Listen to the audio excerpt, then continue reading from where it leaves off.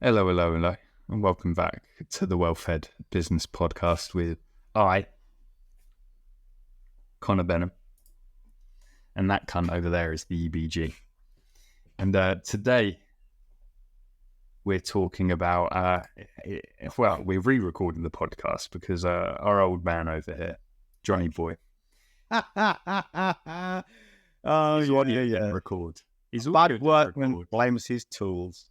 See, that my video, my audio, all recorded, uploaded nicely to the server. Holly was able to pull it down. She was like, "Connor, you look and sound fantastic." And I was like, "Thank you, Holly." And she was like, "EBG, on the other hand, I can't even seem to find yours." Poor old fella. Hang on. So this is trouble. This is my autistic daughter saying you look fantastic. Yeah, she was like, You've noticed the glasses she wears, haven't you? Yeah. I've seen how thick those lenses are. Yeah. You've seen how thick she is. Like, I've heard how thick she is. Bless her. We were working out in the gym together yesterday, not spotting each other. We were just in there at the same time. Cheeky bitch. She says my workouts look easy. Well, I'm doing a lot of the mobility stuff, which is, it looks easy. And so it's like planks. Planks look dead easy until you do one. Mobility's hard work. It is, because you're not used to doing it. I mean, I showed her some objective improvement, especially in the squat and stuff. I think I mentioned before, working with Toby actually, and this is not an exaggeration, probably saved my life a few weeks ago. I mean, my foot slipped out from under me in the supermarket. Hitherto, I'd have gone over backwards and possibly smashed my head on the concrete, which could have been fatal, no joke, because it was a real banana skin slip. As it was, I twisted in midair and landed Superman style on the balls of my feet. It could have been that serious. I went to the manager at the front of the shop and says, "You need to get that cleaned up because you're going to kill someone. And that's going to cost you a lot of money." He said, "You okay?" I said, "Yeah, I'm fine. Don't worry about it." They'd actually rather someone dies than... Probably than they get injured, yeah. Yeah. Probably cheaper in the long run. No, it is. I remember being just a wee young boy, and then this is where everyone makes the joke, "Oh, just 6 months ago then." Yeah, and I was going to do the same thing. Yeah, Simply, I'm fucking tired of it now. I'm getting fed up of it. But story for another day. They handed out a bunch of forms because we was going on this trip to Barcelona, and it was about signing the insurance that the parents were agreeing to. And if we died, the parents got 10 grand. But if you lost a leg, you got $500,000. I suppose if you're dead, you're dead, and it ain't going to you, it's going to your folks. But if you lost a leg, they've got to pay for your loss of earnings and emotional stress and that, I suppose. Well, it's like airlines and airline manufacturers. It's all what they call it. It's like not loss adjusters. I don't know what it's called now. But basically, they put a price on a human life. How much are we? Yeah. How many corners are we willing to cut? Bearing in mind it's going to cost us, £2 million for every passenger we lose. That kind of. It makes sense. Have you ever heard that conspiracy theory about the brace position? No. I loved this when I heard it. I think it's fantastic.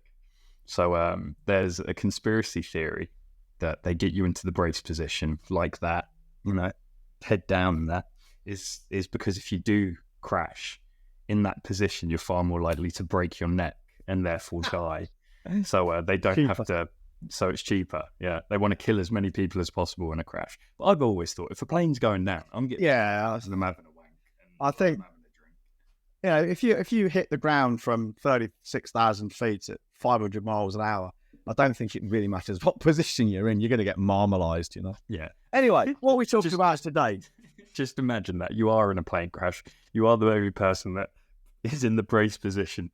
You hit the side of a mountain 500 miles an hour. And you wake up and you just think, all of those stupid cunts. It was the brace position that saved me.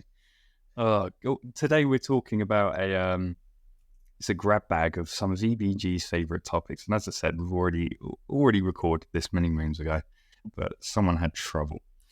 But up first, we're going to be talking about rumbles in the business jungle. We're going to be talking about LinkedIn updates, AI, and Threads, which is all yesterday's news now. That's how quickly social media moves on. Yeah.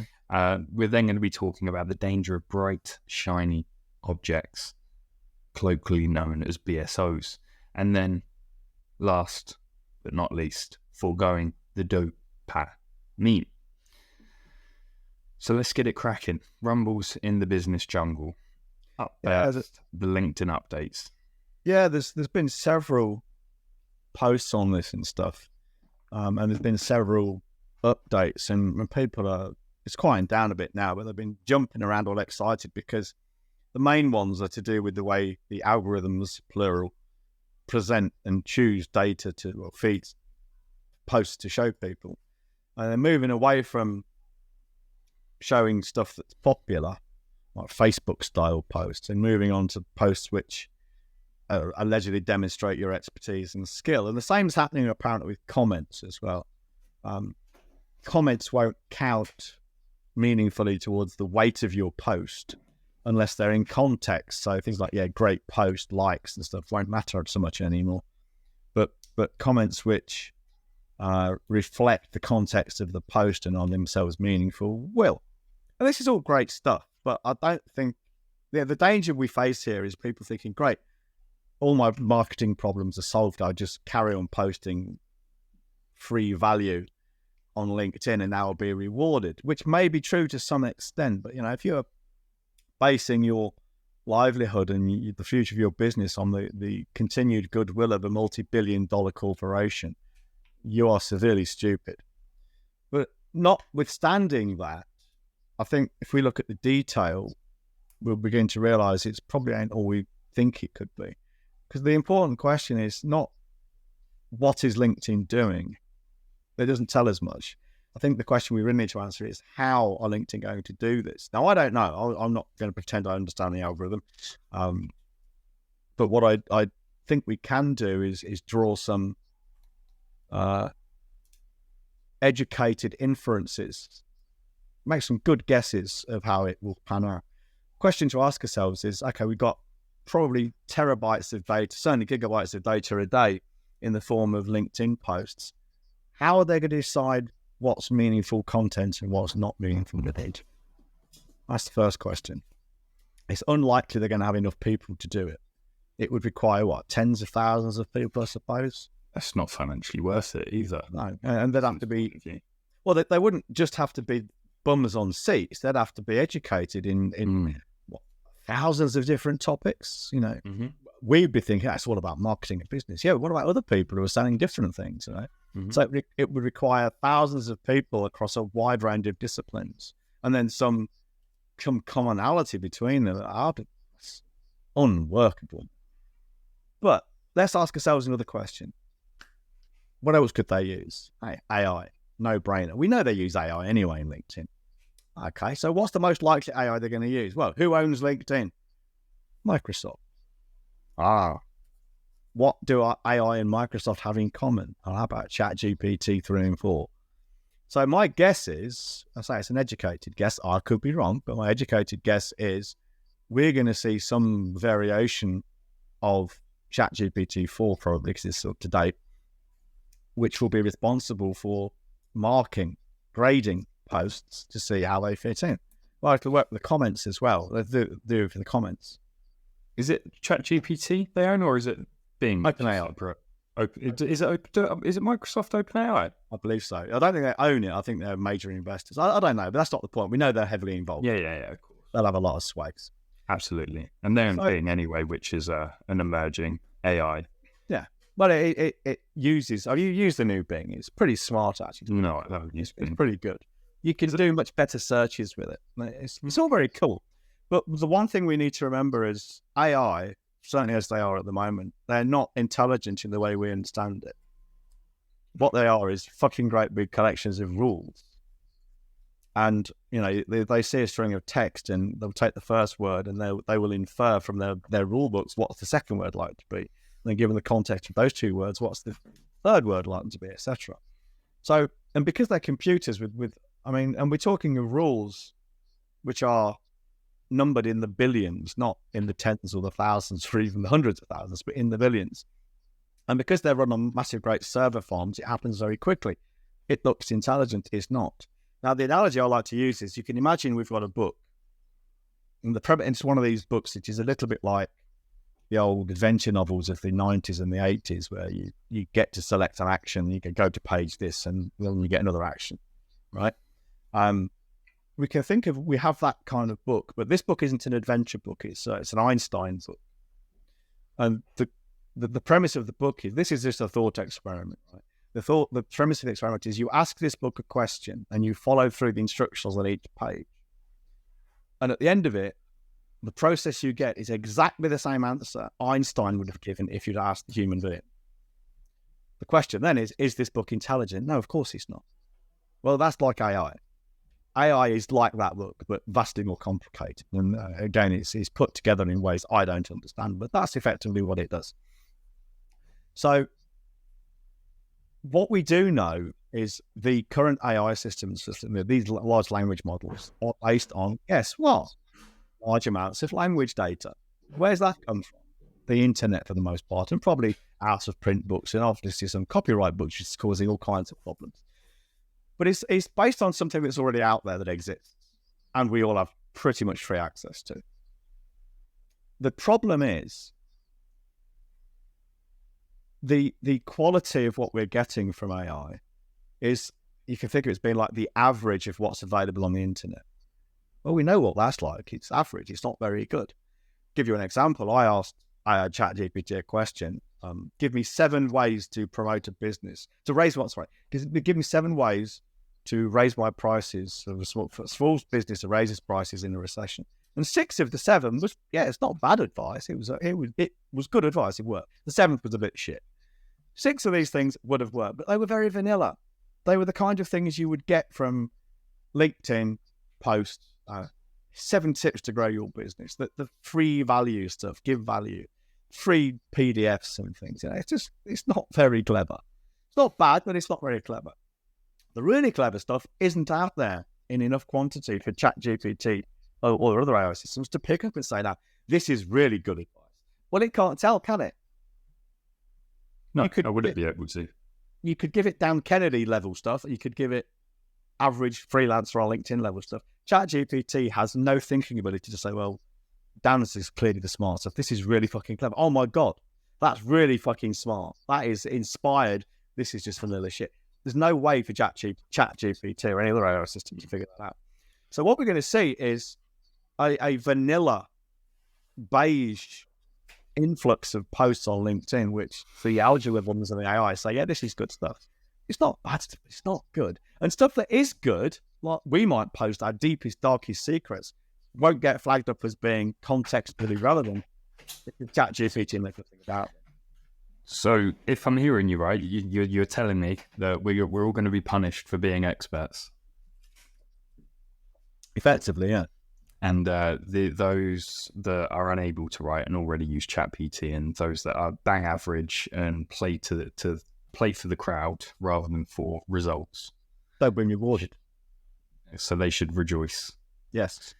And furthermore, those LinkedIn engagement pods might become even more insufferable, because rather than commenting great posts on each other's comments, they're now going to be leaving essays on each other's. Written by ChatGPT. Right. Therein lies an even bigger problem. Mm-hmm. Okay. I think this is the most important one of all. Whereas where do we get large language models? The obvious place right now is the internet, because there's fucking gigantic social media. As people use ChatGPT and other AIs to write more material, put it online, the AIs are then being trained by stuff from themselves and other AIs. Now they know this is a problem because they're trying to figure out ways to overcome this. That's going to be difficult. But what that then means is we've got not just vanilla, but everything is converging to a particular level of vanilla and beige, a particular level of mediocrity. It will converge. So 5 years down the line, it will be very hard to find anything meaningful like that on the internet, because it'll all be the same, created for AIs by AIs, So basically, this is fucking. Oh, it doesn't scare me, because I know what I'm doing and I know how to sell what I'm doing to people without even touching the internet if I want to. I don't care. But for other people who don't know how to sell themselves offline, for instance, you should care very much. So, in summary, ChatGPT is going to self-anoint them as king of the internet, because they are going to be the ones pretty much producing all of the content and ranking it, and they will therefore rank themselves the best. Pretty much. Fair enough. Can you hear that? There's a massive helicopter outside. Yes. So that's LinkedIn updates and AI together. The third one is Threads. Now, wait, before we move on, before we move on away from that, you kind of glossed over it.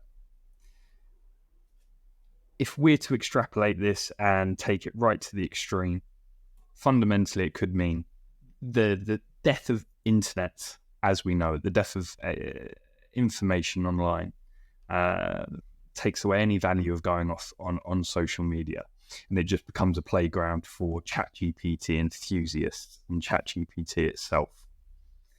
And you said that's fine for me, and that's unlikely to happen, but let's play to the extremes here. You said it doesn't matter for you because you know how to sell offline. We've been hammering this drum for so fucking long. Get off social media and learn to build a business without social media. Absolutely. Because if you don't, and if you can't, you don't have much of a business at all. This is why I've got so much respect for the butchers down the road that's been open 15 fucking years. Yeah. They got a Facebook page with 100 likes on that they post once a month on saying, got some new steaks in, lads. So they made biz. Yeah. But there's over that 15 years with no social media, they've got multiple locations now all over Hampshire. They do really fucking well. It's a proper business. Not once have they relied on social media. They're direct mail. They're managing supply chains. It's a proper honourable business. But we've got these consultants that don't know how to run, manage, and consult around business without social media. Be careful. I saw a guy the other day saying the best way to promote your business is with some particular special kind of content. I said, well, how many other ways have you tried? Of course, he's tried none. He was like 25, 26, and he's never known the world as an adult without a large social media presence and support, doing heavy lifting for him. It's just unbelievable. These people who claim to be marketing experts, and this is the best way to do it, they've never sent a single direct mail in their life. They've probably never sent a fucking letter on paper to anyone, aunts, uncles, parents, friends, whatever, ever. Never mind a sales guy. It's fucking embarrassing. Yeah? I'll tell you what, this should be a judge. This should be a test for all marketers. You sit them down with a pen, a letter, an envelope, and a stamp, and you tell them to write a letter and send it to their mother.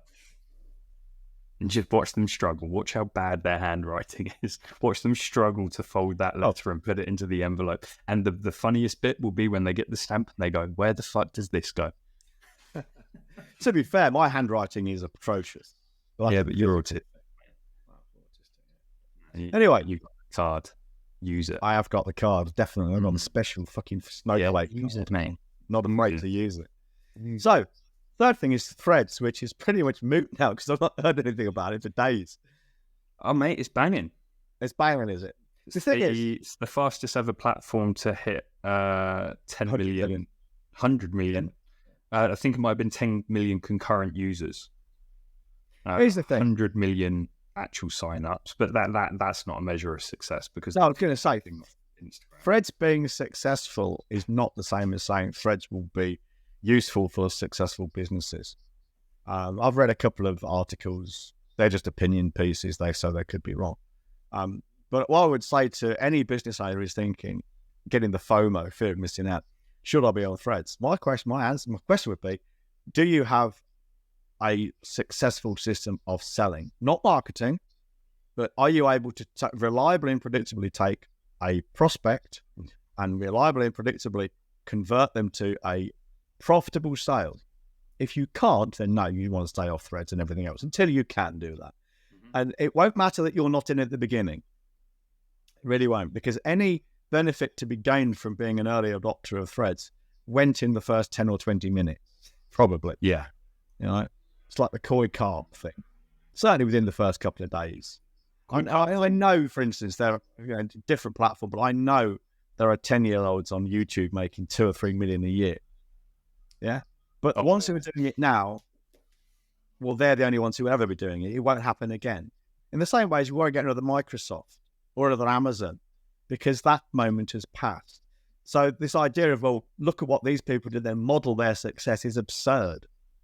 You know, the world, in doing what they've done, they changed the world to make what they've done either impossible or very difficult to do again. You know? It's the same with Oracle. It's the same with Amazon. It's the same with Apple. It's the same with Microsoft. Certainly within a human lifetime, these things won't happen again. Alibaba, they won't happen again. Not in the same way. What's the koi carp thing? I've never heard of that. Koi carp, you get koi carp in a pond. They're all almost the same size. One might have a tiny 1% advantage, but it gets a bit more food and gets bigger. Well, as soon as that size difference becomes meaningful, we get one fucking gigantic koi carp, and the rest are either eaten or very small and hiding. Oh, okay. You know? But it's that very small. It's always chaotic. A very small change in input creates a massive change in output at the other end. Yeah, that makes sense. Right. And in hindsight, these things are evident and obvious and predictable in hindsight, if that makes sense. But looking forwards, this is why we have so many failed startups, so many failed websites, so many failed this, so many failed that, because we don't really know what makes something effectively go viral. I mean, you can think of Amazon, Apple, Microsoft, Oracle as going viral in a way. They became the biggest players. Won't happen again. Yeah. You know? It's not predictable. It's not controllable. I do think Threads will do well, though. Threads might do well. I'm not saying Threads won't do well. What I'm saying, there's no guarantee that by being on Threads, you will do well. And if you don't have a sales system, you shouldn't even be thinking about it. That goes back to the 5 1s. Absolutely. Which is the easiest way to kind of focus any unfocused business owner who feels like they've got some deficits and some shortcomings they need to overcome. And the 5 1s, I tend to forget all 5, but it's one lead source. That doesn't have to be social media. You can get really good at sending fucking postcards. Or knocking on doors. Doesn't matter. Is it one lead magnet? I think it's one lead magnet. So, but it doesn't have to be just one, but it's like one style. Get really good at writing white papers, get really good at webinars, get really good at PDFs, VSLs, just get really good at something. One conversion mechanism. So get really good at being on the phone or writing sales pages, whether that's printed or on the website. One offer. Yeah, I've got it. This is spot on. Have one offer, one sort of core offer, rather than trying to go and develop a bunch of new products and services. Stick to that for 1 year and your business will be built on far stronger foundations, and you'll actually have a skill set rather than being a jack of all trades where you're kind of a little bit decent at everything. You become very good at 5 essential segments of your business. Yeah. Follow that, and I'm pretty sure even the stupidest of freelancers could hit 10K a month, and even the wealthiest businesses that are struggling to make a sales breakthrough are struggling to get a grip on social media, because bigger companies tend to feel like they do have to be everywhere all at once at all times. I see this a lot in construction companies. They got an Instagram page, a Twitter page. All of this, it's usually run by one of the MD's children or one of the younger, prettier females in the company, who is usually a receptionist or an admin girl, and they are now the de facto social media person. And no one knows what they're doing. It's blind leading the blind, but hey, we're a big company, so we've got to be everywhere. Yeah, I've been doing some compiling of lists, as you know, for outreach. And I've got a methodology for doing it, or a method for doing it. And I look at these, and these businesses are usually over 1 million, between 1 and 5 million. So they're not tiny little local businesses. They're quite substantial construction businesses, some of them with several properties, several sites around the north or wherever. And most of them, their websites are atrocious. It's like about us, meet the team. And they've got their, like, our Instagram, our Facebook page, our Twitter thing. And I just for the sake of research, just to get a handle on what they're doing, I went through to their Facebook page. Now, I can't see much because I don't have a Facebook account, and I'm not creating one, just to see these things. And they're mostly out of date, and they're just shit. I mean, seriously, if you are selling, say you're in construction and you do resin floors, and maybe your prices you charge for this, let's say a bunch of warehouses, you may be talking, you must be talking tens of thousands. I guarantee, I feel comfortable. I would risk my life on this. Okay, seriously, I can pretty much guarantee no one in the entire existence of the resin flooring business ever went to a firm to spend tens of thousands of pounds to get floors done from a Facebook page. I would put money on that. It doesn't happen. I mean, it may have happened once in the entire existence of the universe, but it doesn't happen. Now, Cal Newport talks about this, and we're going to get it jumping ahead a little bit. So I'll just say one thing. Cal Newport talks about this. I think he calls it marginal utility. Yeah, he does. Is that the words you? Yeah. And he basically means, okay, yeah, you might miss out on some business at some point, but is the possibility maybe of getting some business from this one social media platform in 10 years, is it really worth spending even an hour a week on it? No, it isn't. Mm-hmm. It's just, it's not ego so much as FOMO. Well, I said it's FOMO, and I think this segues nicely into the danger of bright, shiny objects. What we really want, the other thing we wanted to talk about. It is a bright, shiny object then. Business owners, successful business owners, when they reach the top of a mountain, they don't tend to look down the mountain and go, "Whoa, look how far we've come." They tend to look at the peak up there and go, "Fuck's sake, there's another peak we've got to climb." Oh, great, off we go. Little do they know, at the top of that peak is some mountain lions that are going to maul your face off. There's a reason that you're at the peak you're at. Furthermore, there's a reason we do this in our onboarding calls. We ask, what marketing activities have you done in the past?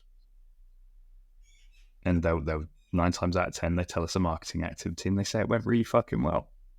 So we turn up on the onboarding call and we say, "No, you said this worked well. Tell me more about it." "Oh yeah, fucking worked gangbusters, this, that and the other." We go, "So why'd you stop?" "Well, I got too busy." Well. Okay, and you've joined us for what reason? Not busy enough. First order of business is to turn this back on. And they came to us for new systems, new techniques, completely forgetting the shit that got them to where they are. And it will take them 50% of where they want to go next. They just need us to top up that other 50%. But they're halfway there on their own. It's mental. I had a sales call earlier this week, a couple of days ago. This is the Thursday, this was Tuesday.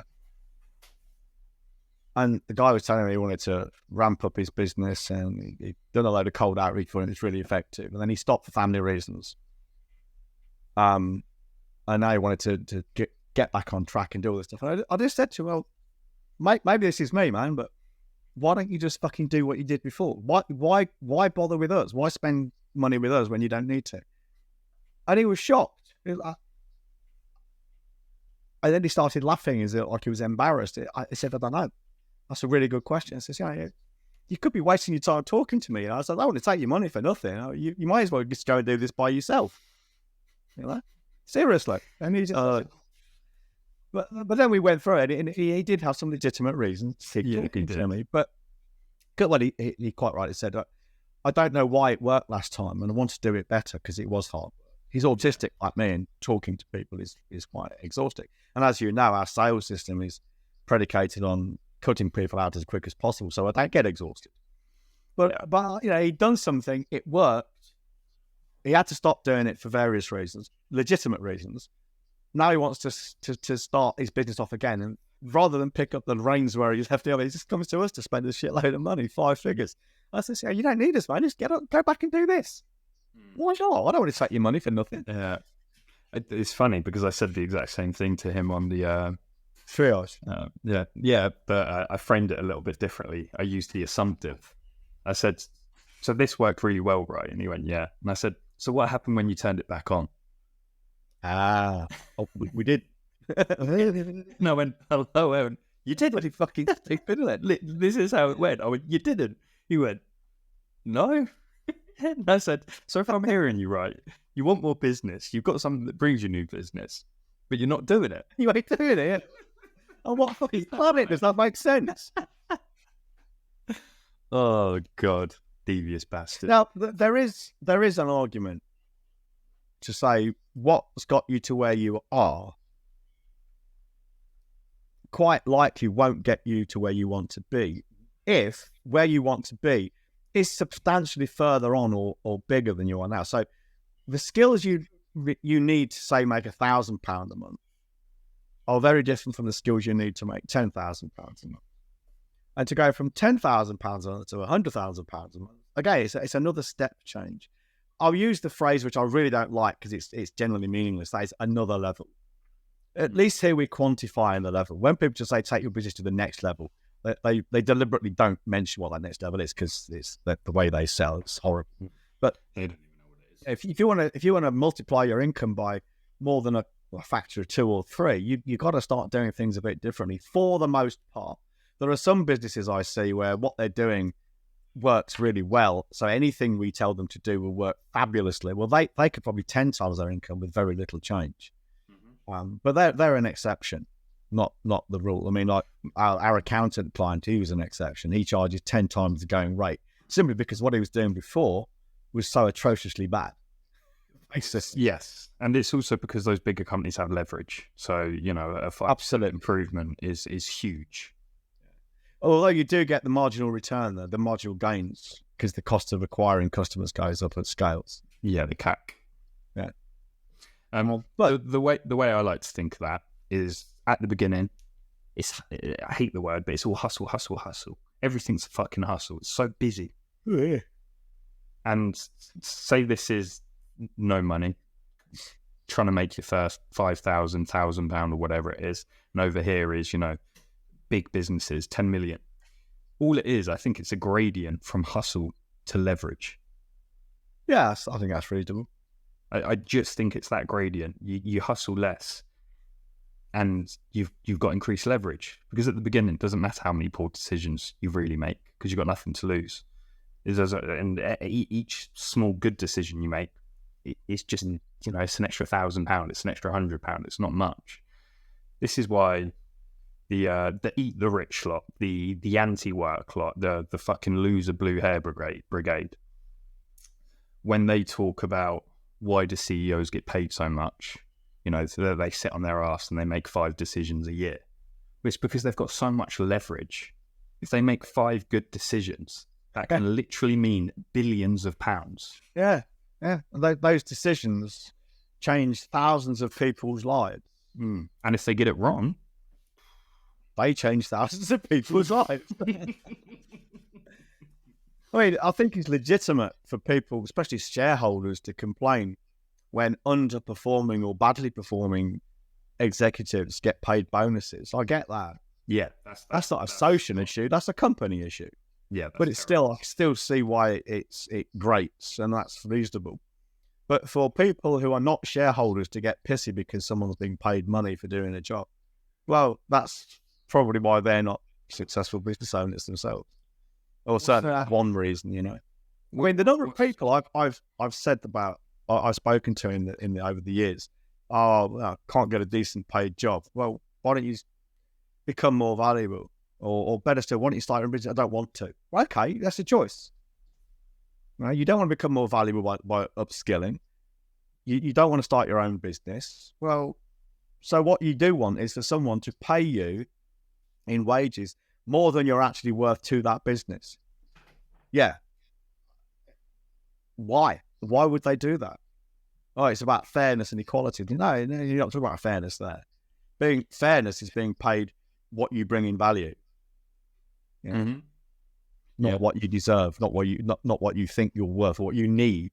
Probably a better way of putting it. Yeah. What you need is irrelevant. If you need more, earn more, become more valuable, serve. A good way of looking at that is I think looking at Tim Cook and Steve Jobs of Apple. So Tim Cook, I think, recently joined the 2 billion club, 2 billion net worth. Tim Cook, that's his name. I think I said Steve Cook a minute ago. That's why I got myself really in a twizzle. He raised it to 2 billion from, I think, like 500 million from his previous roles. Now that is a huge increase. a massive, massive increase. If you don't understand the difference between even 100 million and a billion, like, get to know it's ridiculous. It's hard to fathom. And some people would say, well, why does he need that? Well, he's getting paid that much because the amount of value he's bringing. Apple is now the wealthiest company ever in both terms of both in terms of valuation, but even more honorably, and this is the most impressive thing, no company ever has had more recorded cash on hand, ever. So not only is it like these stupid tech companies with, multiples of 200, they are fucking, they are money. Yeah. And he has led that growth. But Steve Jobs, who died however many years ago, I think he died with a net worth of 400 billion. Because he was the guy that started all of this. Yeah. 400 billion. Didn't help him much in the end, did it? Well, no, because he had cancer and he thought he'd cure it with apples, didn't he? Stupid, especially if it was an eminently treatable one. So, I think really what it comes down to is that they are emotionally just these bright, shiny objects. They're emotionally driven decisions, which are often fueled by unrealistic expectations.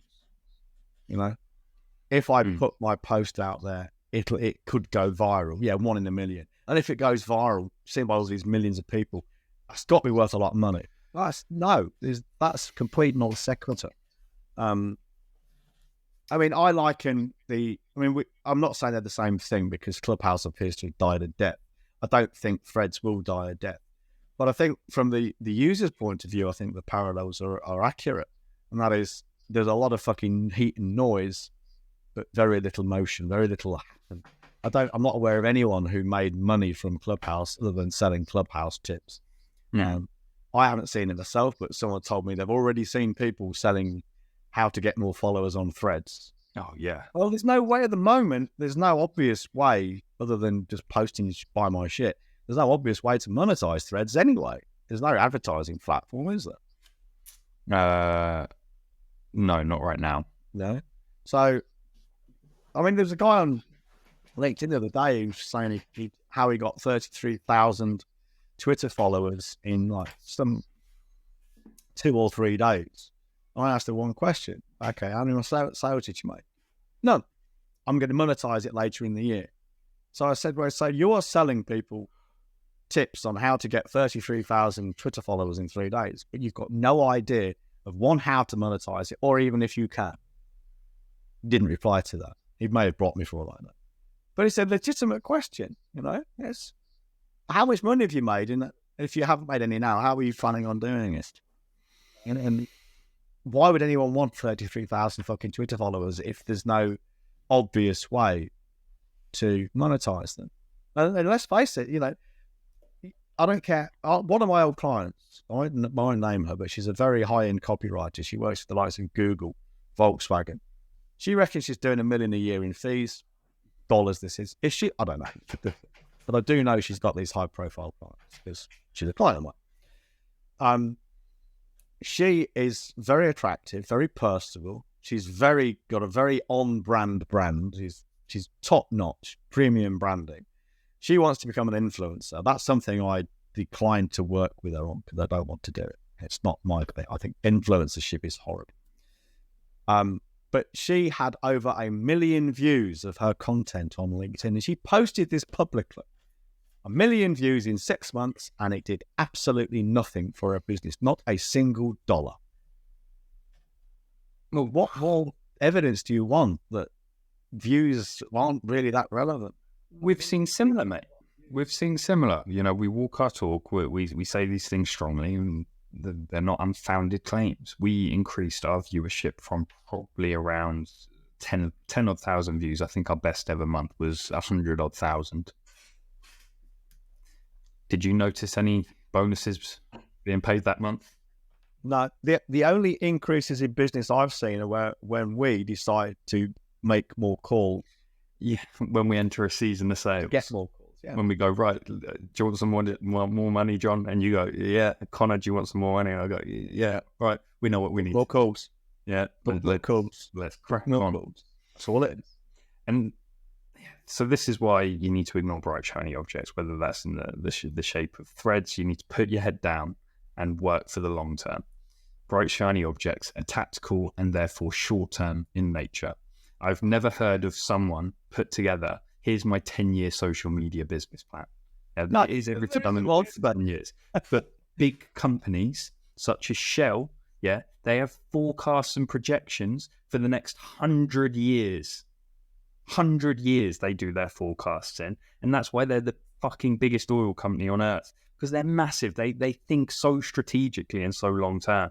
It breaks my heart when I speak to CEOs and MDs of these companies that think they're going to add an extra $1 million to their top line through social media. And it's like, you were thinking so small and short term. The biggest players, the biggest winners, they're thinking a long term. Think of that 100-year forecast. Yeah, we'd all be dead by then. But they know the company won't. Yeah, no, exactly. This is the point. They're thinking real long term. I mean, the thing about bright, shiny object, BSOs, they are fundamentally tactical by their nature. Yeah. And people will say, well, they don't have to be. I disagree. They do. And here's why. A bright, shiny object is generally something which appears in the marketplace to do a job. And it usually is to do a job which we already do in some way, shape or form, faster, more efficiently, or with some kind of tweak. That is almost the definition of tactical. Now, and I often see people claiming, oh, this new thing, this new BSO, platform, whatever, it's a new marketing paradigm. No, it isn't. Marketing is always those 15 words, the right message to the right person at the right time and over the right medium. All these BSOs is a different way, a new way sometimes, or a way with a tweak of getting those 15 words into action. That's all they are. And if you think differently, you really need to think again. Mm-hmm. So Clubhouse was about getting the right message to the right person at the right time over their media. Well, Threads is no different, nor is Twitter, nor is LinkedIn, nor is Facebook, nor is any other fucking platform. So BSOs are short-term, they're tactical, and that means then, almost by definition again, they tend to be fueling your dopamine. Short-term sugar rush of your social media marketing. It's the dopamine. And I bet it is quite exciting for some people who care about these things to... And I have seen these threads, by the way, these posts on LinkedIn. People posting on LinkedIn about how they're connected on Threads. Oh, I'll see you there in a minute. Oh, here's a screenshot of what we've just talked about. Well, what's that if it's not fucking... It's like a bad high school teen movie with all these fucking pretty little bimbos bitching about each other, bitching to each other, who's in the cool gang and who's not. That's exactly what you're doing. If you think that's good for business, unless you're selling stuff to these fucking teeny boppers, you're a fucking retard. Yeah, fair enough. Yeah, no, I'm with you. Another reason I think that people get drawn to these sort of things, and again, it is related to dopamine, of course, because that's kind of what we're talking about now, is from the angle again of these big companies. How many people do we know and have we seen that have built multi-million-pound companies? They got the car, they got the house, they got the wife, they got the kids, but they don't have any status. They don't feel respected, so they become a coach. Like it's a story old as time, isn't it? They were a really good MD or a really good CEO, and they've built the company, they've sold it, and now they become a coach.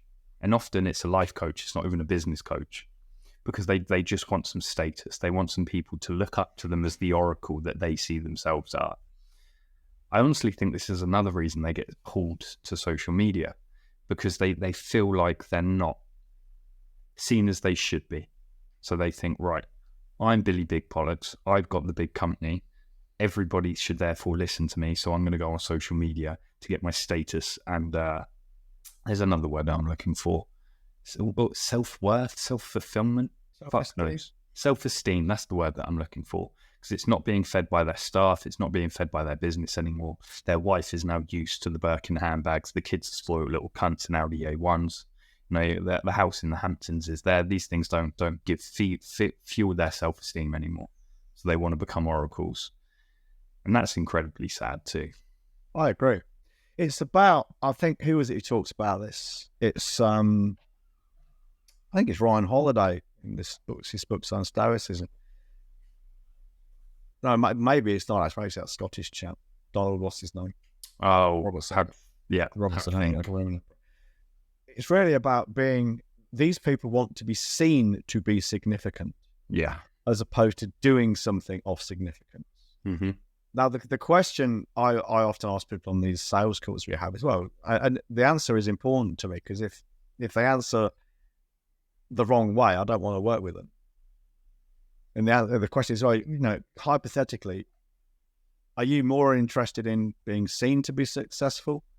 Or, if we could make your business a success, if we could, say, increase your bottom line by a factor of 10, and, but the catch is, no one but you will ever know about it. Would that be a problem for you? And if they say, oh, yeah, I want to be I want the recognition, etc., I don't really want to deal with them. Mm-hmm. And I imagine there's large parts of our audience saying that's almost contrived, John, because of course no one wants that. Me, myself, listening to EBG and Connor, I don't want to be seen like that. I just want to be significant. I don't want to be seen to be significant. I assure you, there's so many wankers out there that would rather be seen than actually be I ask it in a way and over a series of questions. I don't ask it in those precise words. I'm not telling how people I do ask it, because then you know, won't you? But yeah, I get to the root of that question. Do you want to do something of significance, even if no one else ever knows about it? Or does it matter to you more how you'll see it? Because social media isn't just about being seen, is it? It's about being seen to be seen. Yes. It's that embarrassing. Yeah, it's 2 layers deep. Fatuous. It's that superficial. Wanky. So let's begin to wrap this up. What's the real problem here with the dopamine, the BSOs? What's the real problem there, John? Well, BSOs, as we say, they're dopamine. They rely on the hopium traded by the social media Silk Road. Yeah. Okay. Now, the very fact that social media means one thing. They are unwittingly, and this is something I very much doubt you've ever heard anywhere else, any of you listening to this. And that is, the real problem is BSOs, bright, shiny objects, are things like religion. You put your faith in. This object, this thing will solve all my problems, make everything go away. What you're actually doing there is you are putting your focus, you're taking your focus away from things you control, your thoughts, your feelings, and your actions. You're taking them away and you're putting your focus on things you do not control. Algorithms, other users, posting schedules, content, quality, scoring, engagement, all that kind of thing. You are giving away your control. I know it doesn't seem obvious, but that's what you're doing. How many people listening to this have either written themselves? No one's going to admit to this, I'm sure. So let's say, how many have seen others, friends, write, oh, the algorithm has screwed my reach. What am I going to do? I saw one copywriter, well, I didn't see her because she's blocked me a long time ago. This is the woman who accused me of sales shaming by saying, if you don't learn to sell, you're going to have a shit business. So one of my EBGets screenshotted this, sent it to me, and she's basically saying, do you think things are ever going to improve for us on this platform soon? Oh, my God. Well, it ain't the fucking platform's job to give you a business, you dumb fuck. It really isn't. But that's sales shaming, apparently. Victim blaming. You name it, I'm doing it. If it's bad, I'm guilty. So what's the too long didn't listen to this? TLDR. Focus on the important strategies. The most important strategy is that if you need to sell shit to people who need shit sold to them to solve problems. Or let's put it this way, it's the right message to the right market over the right medium at the right time. I think that's find your starving crowd, sell to them. I think that's the big takeaway. Sprinkle in there a little bit of find the starving crowd. Have a look at the 5 ones. Are you adhering to that principle? And also think on longer term time horizons. The problems that you face today feel like a really big problem if you measure your life in like a span of a day, if you know what I mean. If you've got one problem and all you look at it intensely is that one day, and you've got one problem in that 24-hour period, that's a big deal. It's a real fly in the ointment. But if you look at it over, what am I doing for the next 5 years, next 1 year? Well, all of a sudden that problem's a lot more insignificant, and you can trundle along without being distracted by the bright lights of bullshit. Yes, and on that note, we are off to Elite. On Monday, yeah. Yeah, I'm off tomorrow. I'm having a couple of days in Cork for the first time ever. I've only been flying to Cork for 8 years, and I've never once set foot inside the city. Ridiculous, that. It is ridiculous. Yeah, really is ridiculous. Oh, and also, people will click off now. If you want to work with us, go to Holly, email holly@wellfedbusiness.com and give her an overview of what it is that you do and who you serve, and we'll get back to you. Yeah. Have a chat to focus on what's important to you. So, for the real hardcore listeners that aren't just here to pick our brains, they're real fans of us. So I booked a hotel for 2 nights, €700. Pretty spenny, I thought, but I was like, I've never been there. Whatever, let's go. So I went on booking.com again the other day because I had a message from them, and I thought, I wonder how many rooms they've got left now, because when I booked it, it said there was 4 rooms left or something. So I searched up again, and it said there's 1 room left. It's like, that's interesting. That 1 room must be at least $1,000 for 2 nights now, if there's truly 1 room. Because that makes business sense. It was £480. So I saw you coming. Well, I immediately called up and was like, apparently there's 1 fucking room left for significantly less than I paid. Can we do something about this? And they were like, oh, you've got to deal with booking.com. I was like, great. I had free cancellation, so I just booked that room at $440, cancelled my other room at $700 and whatever. Bob's your uncle, idiots. Yeah, because I could have said, yeah, we'll do it for $600. You'd have probably gone, yeah, okay. Yeah, because I didn't want to have to go through the hassle. But I called him, just saying, I've seen this now. Like, the computer says no. I was like, oh, for fuck's sake. Anyway. Karen. You released your inner Karen. Everyone released the Kraken. It's released the Karen. I just thought, from 720, I think it was, down to 480, I think, to be precise. Thing is, when people piss you off like that, I don't know about you, but I just go for the fucking jugular. Yeah, absolutely. It was like when I complained to Aircom about my internet they've been charging me for 5 years after I've written to them and told them not to. I was all happy until she said, oh, we'll give you a 6-month refund instead of a full year because it's your fault. I said, okay, you want to play that fucking game, do you? Cancel my telephone line. And I went through the process. I got a complaint number. I contacted the ombudsman. In the end, they just gave me a full refund for the entire 5 years, €1,800. I was happy just to let it go through. I was actually happy just to let it go, to be honest. I thought, you want to play fucking hardball? Let's play hardball. You don't get EBG. Yeah, don't be. And they lost a customer. I've been with them for 14 years at the time. Well, not anymore. So I'd stayed with them until I died, probably. I'm going through something similar with my opticians at the moment. So at the moment, it's all nicey, but I'm expecting it to go nuclear. So I got contact lenses. They look great, but they're uncomfy. So they got me some new ones. They were far comfier, but they didn't like the visuals weren't as good. And I kept saying to them, "This isn't right. Like this really isn't right." They were like, "No, it's fine." I was like, "No, it ain't." Anyway, I went through 2 boxes of contact lenses. Not a load of money, £80, £40 a box. And I said, "No, book me in. These aren't right. Like this is the second box that I've finished, and they're not right." Came in. Turns out they'd ordered the wrong prescription for my lenses. So I've been driving, engaging in sport, doing relatively dangerous things, considering I can't see properly. Yeah. So I said, it's no big deal. I said, that's a shame.